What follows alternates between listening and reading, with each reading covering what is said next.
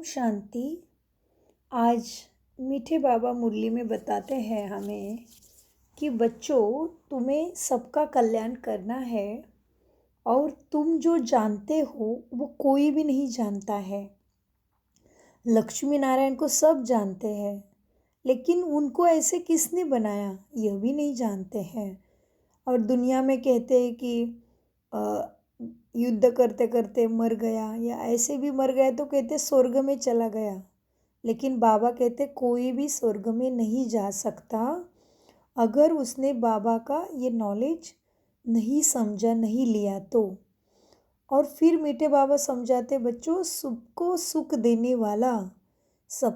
देने वाला मैं ही भोलेनाथ हूँ, बाकी कोई सुख नहीं दे सकता।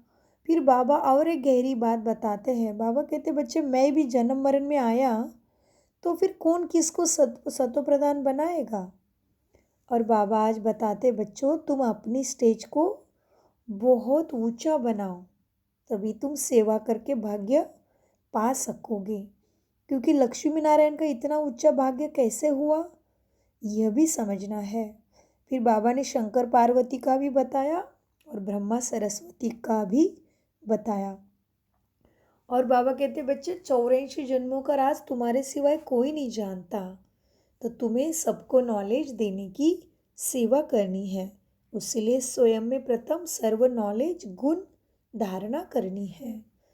तो आज है 8/3/2023। मीठे बाबा के मधुर महावाक्य में से मुख्य बातें जिसका हम दिन भर चिंतन कर सकते हैं, धारणा करनी चाहिए। आज बाबा कहते बच्चों, सबको सुख देने वाला भोलेनाथ बाप शिव बाबा एक ही है।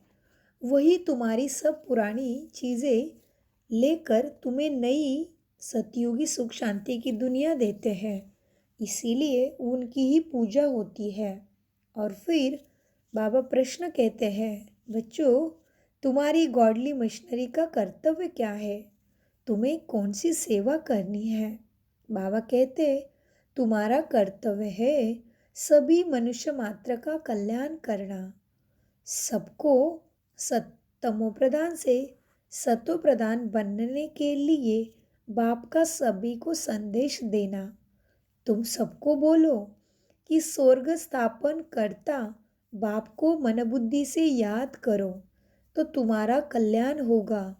तुम्हें सबको लक्ष्य तो देना है ना।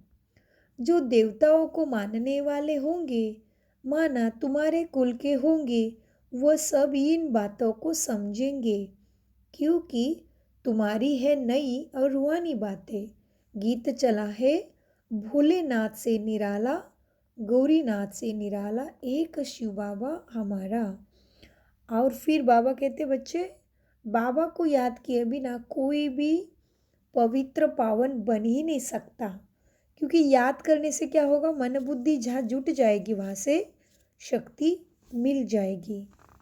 इसलिए बाबा बार बार कहते बच्चों, मुझे याद करो, मुझे याद करो, मुझे याद करो। फिर बाबा कहते हैं मीठे मीठे सिक्के लदे बच्चों प्रति माता पिता बाप दादा का याद प्यार, गुड मॉर्निंग। रूहानी बाप की रूहानी बच्चों को नमस्ते। हम रूहानी बच्चों की भोलेनाथ सदाशिव मीठे मीठे अमरनाथ शिव बाबा को याद प्यार, गुड मॉर्निंग। प्यारे मीठे बाप दादा नमस्ते।